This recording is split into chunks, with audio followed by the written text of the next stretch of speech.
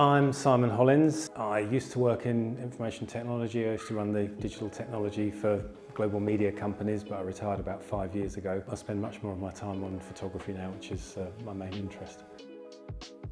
I first came across the Survivors Trust actually on social media, and I wasn't aware of the Survivors Trust before, although I did know about some of the organisations that the Trust supported, but firstly through social media, and I followed up from that point.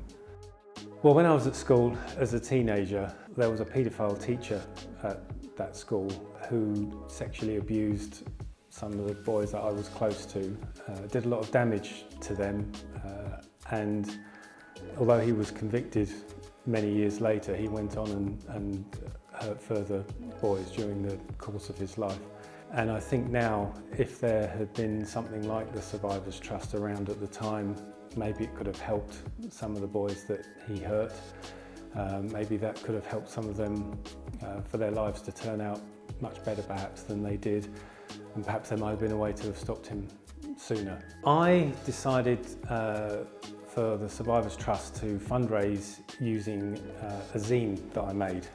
This is a zine that I made as just a small magazine or fanzine of photographs that I took actually in 1982. I've done fundraising before for other charities, but this time I wanted to do something a bit different, partly to reach out to some different people, because friends and family have been very generous, but you can't always keep going back to the same group of people.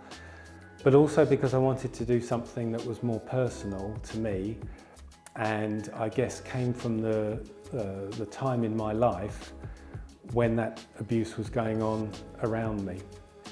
I've definitely found that people find it difficult to talk about the subject of sexual abuse, naturally, even if it's in the context of a charity. And this is a way of kind of opening a discussion just about that time, possibly with complete strangers. And if they want to talk a bit more and open up a little bit more about why they're interested in the zine and the donations, that's great. If they don't want to open up and talk about that, that's completely fine as well, but it allows us to make some kind of slightly more personal connection.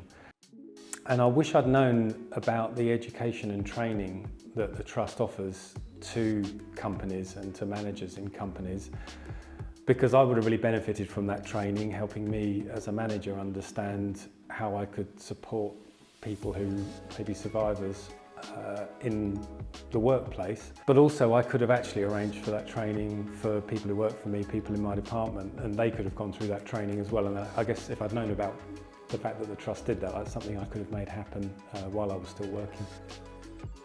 I'm fundraising for the Survivors Trust because I think the Trust does an absolutely incredible job supporting individual survivors, but also in educating people about how to support survivors, what sexual abuse is, how to talk about it, and campaigning to support survivors and try to prevent so much sexual abuse happening in the future.